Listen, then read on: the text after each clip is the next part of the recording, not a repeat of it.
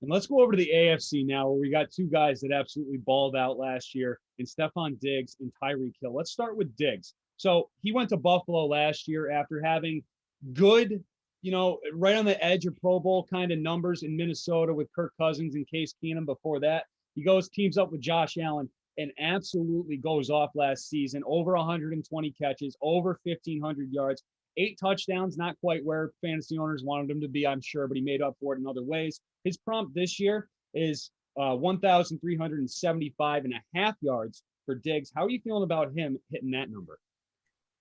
I think he can go over that. It's a little bit lower than I would expect, especially when you're factoring in the potential for a 17th game. But again, Buffalo should be a very good team, and there's a chance that maybe he rests for week 17 or obviously picks up an injury at some point, although he has been pretty healthy throughout his career, never missed more than, I think, like 2 or 3 games in a single season. I do think there's going to be a little bit of regression with Diggs. I mean, it's pretty rare for any player to lead the league in receptions and yards like in back-to-back years. Everything felt like it broke right for Diggs last year.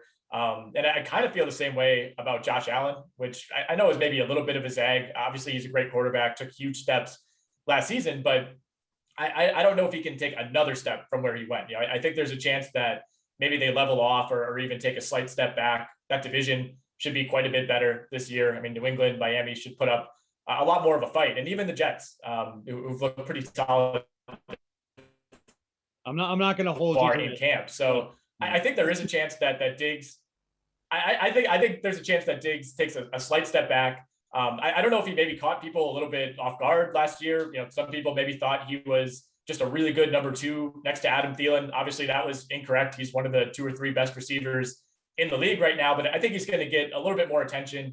And maybe that touchdown rate raises. Obviously, that's not really in line with the yards and the catches that he had. Like if you could find like over 8.5 touchdowns, I think that would be a really nice bet. But I think there is a chance that the yardage and the catches regress a little bit as Buffalo spreads the ball a little bit, and Diggs probably receives more attention from opposing defenses. Yeah, I agree with you about the Josh Allen thing, the Diggs thing. I think that's a whole Buffalo thing, because now for the first time, like basically ever in history, Buffalo's, in our lifetimes anyway, Buffalo's a first place team. They're going to be playing a first place schedule.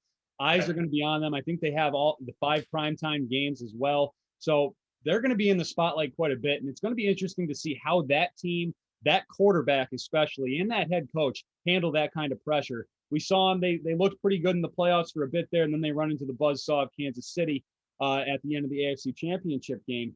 But Buffalo, to me, I don't like attaching myself to Buffalo one way or another. But we'll see here, because Stefon Diggs is just super talented.